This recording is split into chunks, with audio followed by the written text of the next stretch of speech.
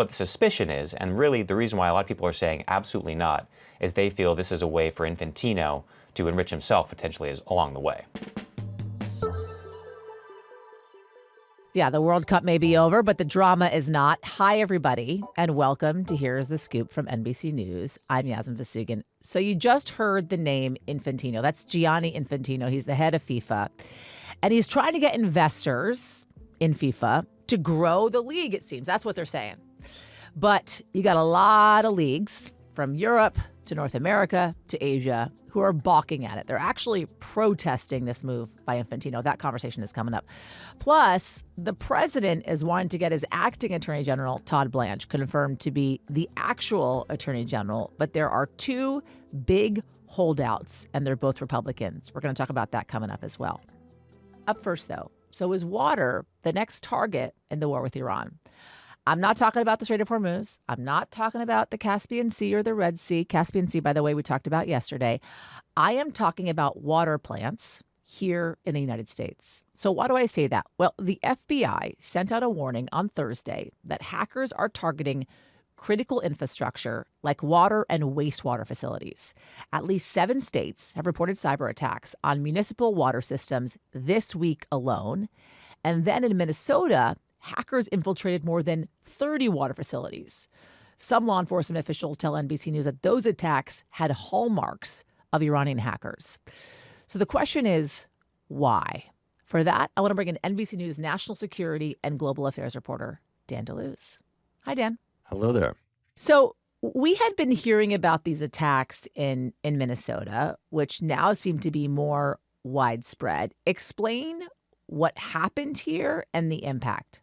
So what you have are these automated systems, online kind of industrial systems that allow you to control different manufacturing assembly lines, utility networks. And in this case, those automated systems that are connected to the internet were hacked, or they were at least the target of cyber attacks and intrusions in Minnesota, and then they believe there are these threats also elsewhere in other states. So what was the fallout, though, the impact? Like, did people not have water? By and large, no. By and large, there has not been a major physical effect. There was some disruption in service, I believe. No contaminated water, nothing like that. No catastrophic results. But it was obvious. It's obviously very worrying, and it's more the potential of what might happen or what could happen. The FBI is now saying similar things have happened in 7 states as well, 7 other states, I should say, as well. It seems like they are linked to, and that they have, quote, I should say, hallmarks of Iranian hackers, as you mentioned. What are these, quote unquote, hallmarks, and how do they go about determining this? You know, there are ways to attribute cyber attacks. It's very technical and beyond me, and they also keep it kind of secret. But what is true is in that warning that was issued a week ago, and in previous warnings, the government was saying, government agencies were saying Iran may try to target these automated systems. They have a technical name, PLCs, programmable logical controllers, which they did not teach me about when I was in school. Yeah, me either. But they are pretty sensitive devices and systems where you control a manufacturing process, an industrial process automatically, an automated system. You don't have to pull a bunch of levers and hit a bunch of buttons. But if they're connected to the internet, which they can be, they become vulnerable to hacking. And keep in mind that, these water utility companies, utility organizations, these are not J.P. Morgan, Microsoft, big corporations with very deep pockets that can spend a lot of money on cybersecurity. So if you went to a cybersecurity conference over the past 5 years, you would hear an expert or a former government official saying, we worry about infrastructure, but mainly these kinds of smaller towns or a city where the water system doesn't have the highest end cybersecurity. So the hallmark of Iran is them attacking some of these automated systems. They've done it in the past. the U.S. believes. And so there's a warning, and lo and behold, it happened a week later.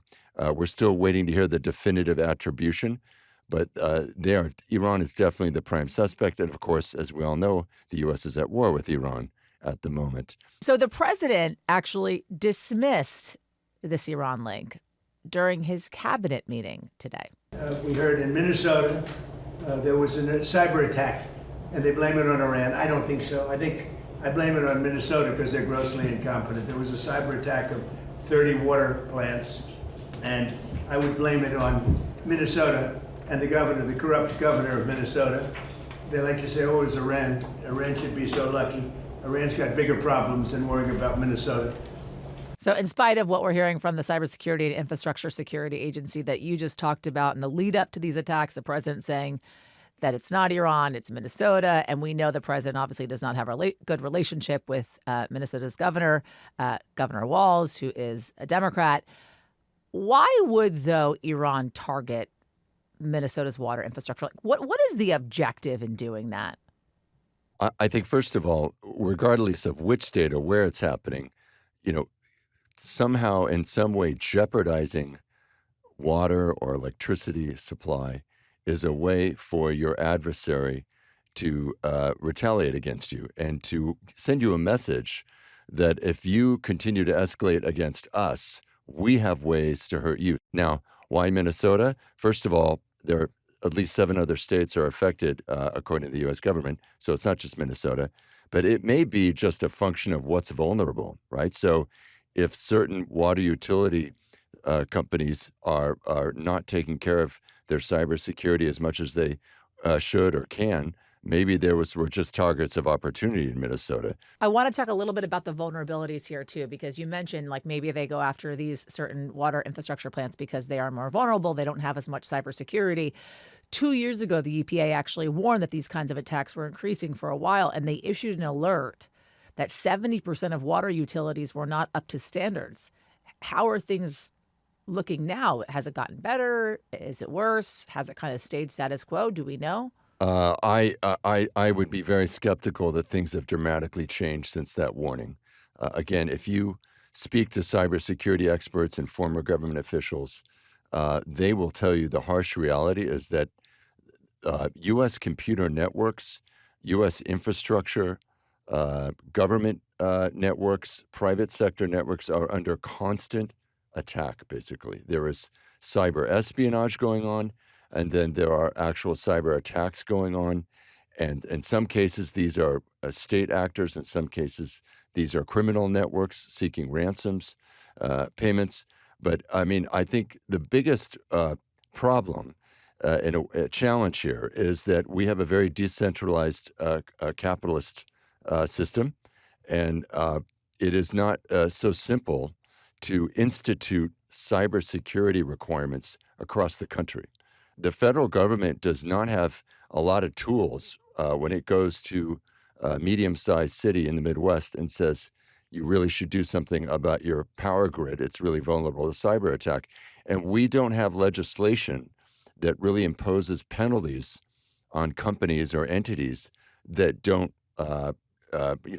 meet a certain minimum standard. Hold up, though. Isn't it the job of the Cybersecurity and Infrastructure Security Agency to identify and help protect these kinds of systems against these sort of cyber attacks? But you couple that with what the Trump administration has done to that agency, in which they have cut personnel, I believe, by 1/3, down over 1,000 people or so. What are you hearing about any ball that was dropped on the agency's end and the potential for more vulnerability because of the cuts? There is a lot of concern in the industry, I would say, and among experts who follow this, that a lot of expertise has walked out the door. There were people who were fired. There were people who took early retirement under kind of pressure. CISA has been, according to a lot of accounts, hollowed out. A lot of people left in a short amount of time. You also have had a massive reorganization and shakeup at the FBI. There are cybersecurity experts in the FBI and elsewhere in the government. Some of those people have left. Some of them were fired or retired early. And then the threat is not going away. Dan Luce, thank you. Thank you. And we are back with Here's the Scoop from NBC News. So President Trump keeps making the pitch to get Todd Blanche, his acting attorney general, confirmed as attorney general, even during his cabinet meeting today. Todd Blanche is a very, very good man, and he shouldn't be in the middle of this. He should get approved, because you will never get anybody like him. The Senate Judiciary Committee was supposed to vote on advancing Blanche's nomination this week, but that was put on hold because of two Republican senators, Thom Tillis from North Carolina and John Cornyn from Texas, who still have some concerns, especially about a controversial IRS settlement deal that Blanche signed off on.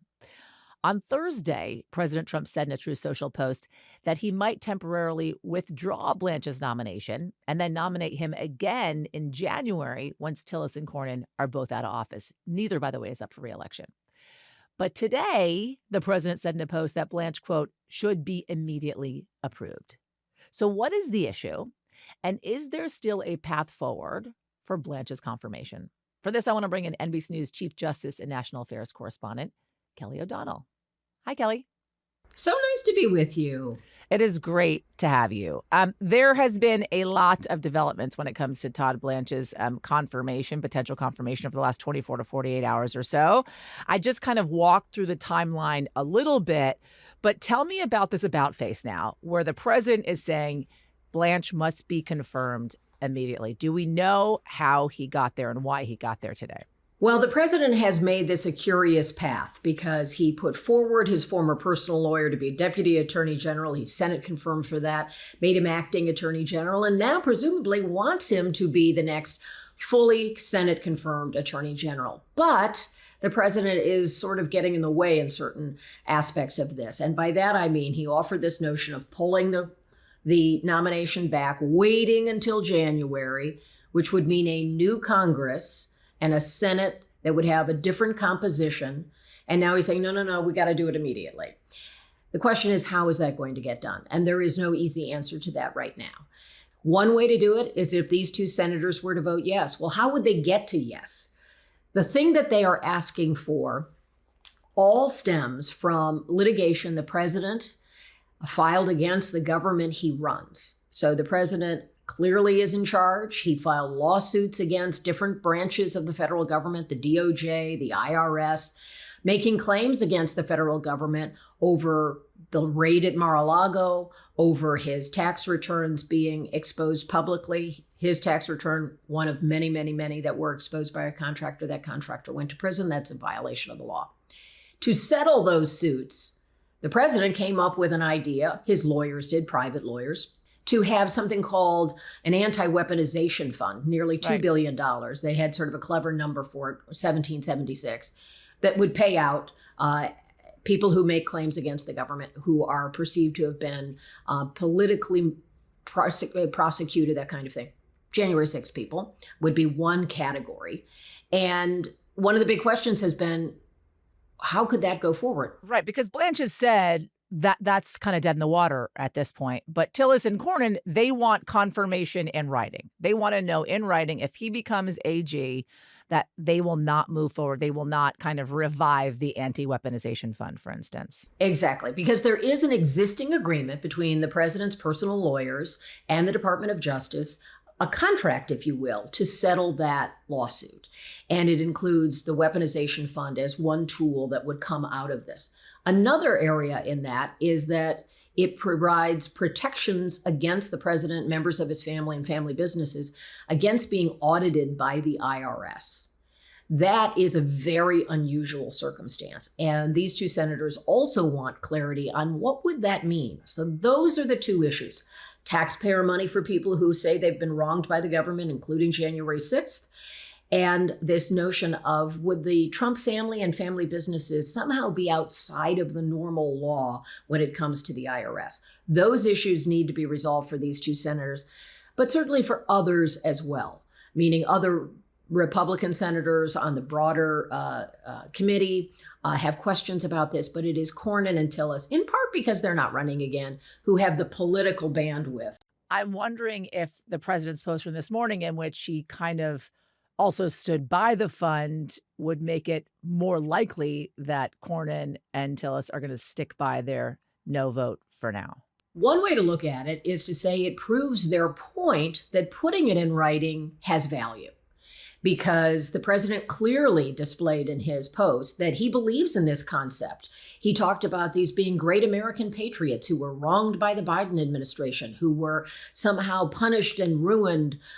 He does not in any way engage on the matter that many of them pleaded guilty. Many of them were sentenced for physical violence against law enforcement, damage to the Capitol, etc. There is a kind of an enduring belief by the president, based on his posts and his own language, that he believes they should be compensated.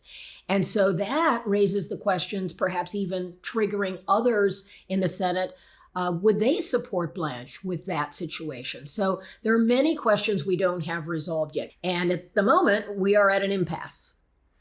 By the way, that's not the only thing that is holding up things here when it comes to his confirmation, because you also have the victims of Jeffrey Epstein who were on the Hill for many days this week, telling senators, in fact, to vote no on Blanche's confirmation. They actually met with Todd Blanche earlier this month, and they said to NBC News that the meeting was, quote, not productive or substantive. Could their opposition also lead to Blanche not getting confirmed? Well, it is very much a part of the environment which makes this nomination so perilous right now, because one of the things Thom Tillis had said is he wanted Blanche to meet with them personally. He wanted survivors and the acting attorney general to be in the same room, to give them a chance to have their concerns aired, to talk about their desire to see some kind of investigation, the potential for some kind of prosecution. What is unclear to me at this point is if having the meeting, whether it was satisfactory or not to the survivors, is that enough to resolve that issue? He has not been talking about that in recent days. Tillis essentially said, right, an advisor to the president is making this situation worse. Somebody's telling them to not do what Blanche said they were going to do. Whoever that person is giving the president bad advice. The only reason why we would move forward with this language is because that same advisor wants to bring it back to life at some point. Do we know who this advisor is, Kelly O'Donnell, that Senator Tillis is actually referring to? And is there a potential they get to yes? And how is that? It is hard to answer that, because you could say the president has personal counsel that might be involved in this. You could say it's someone in the White House, or it could be the president himself. Many people believe that when you just study how the president conducts a lot of these things, that he's often the decision maker. And so we don't know a specific identity of someone who has given him this advice. And the way the president uses his social media and the way he responds to these things suggests that it's very driven by his own internal dialogue about why these matters are important to him and his views. We don't know if there is another advisor. Senator Tillis is hanging it on that at the moment. So why is the president not agreeing to putting it in writing that the weaponization fund, anti-weaponization fund, is dead? That's really the question. Kelly O'Donnell, thank you. Oh, so good to be with you, Yasmin. Thank you. And we are back with Here's the Scoop from NBC News. So the World Cup semifinal was so incredible, right? You had Spain taking on France. You had Argentina facing off against England. But imagine this. No European teams entering the World Cup for men or for women. So on Thursday, Europe's biggest soccer league, UEFA, and teams said they're going to boycott the World Cup and all other FIFA competitions. Why, you ask? So they are against FIFA President Gianni Infantino's plan to sell stakes in soccer's biggest tournament to private equity investors. And now you got North American leagues and Asian soccer organizations also joining in on this and rejecting FIFA's plan.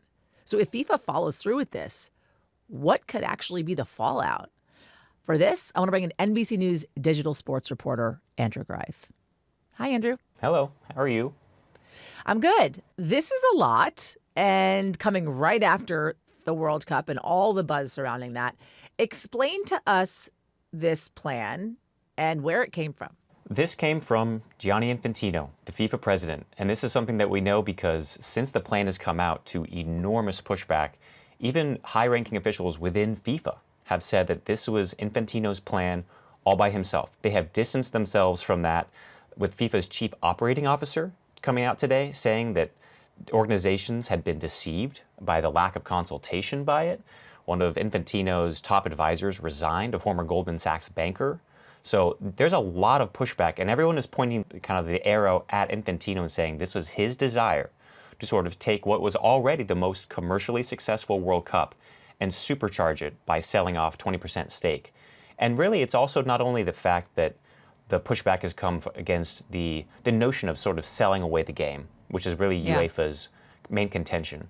But there's also a lot of pushback because the main investor in this would be sort of connected to the orbit of President Trump, Joshua Kushner. And so that has also received a lot of the pushback. Why is he doing this? This is something because he feels that FIFA is not taking advantage of its commercial potential. FIFA just got $15 billion in revenue from this World Cup. This was the largest World Cup ever. It's a 48 team.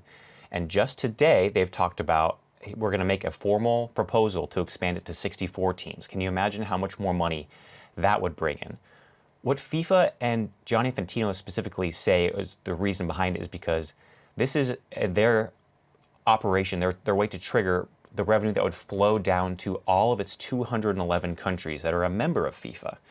The revenue gets split among its members, and they're saying, look, this will help development. This will help fields be constructed in countries that maybe do not have the kind of infrastructure or the resources of a big country like a US or a Spain or a France. So this is what their selling point is. This will help everybody. But the suspicion is, and really the reason why a lot of people are saying absolutely not, is they feel this is a way for Infantino to enrich himself potentially along the way. So let's talk about the suspicions here, because you have a lot of organizations that are rejecting this plan. UEFA, for instance, said in a statement, quote, it's not FIFA's to sell. Then the North American organization got on board, and Asia's soccer organization has jumped in as well. Why are they so upset over this? Well, UEFA put it, I think, best, which was that if you sell off part of, and I'm paraphrasing, but if you sell off a portion of the World Cup, the world's biggest games, to investors, they're going to expect to see growth from that, right? And so how do you grow that? You have to expand the tournament, which there are fears that it could dilute the quality of the tournament. So that is really the root of it. They feel like it will alter the fundamental core of football, of soccer. And Infantino has been thinking about this for a long time. We had heard about the potential for this expanding to 64 teams a while ago.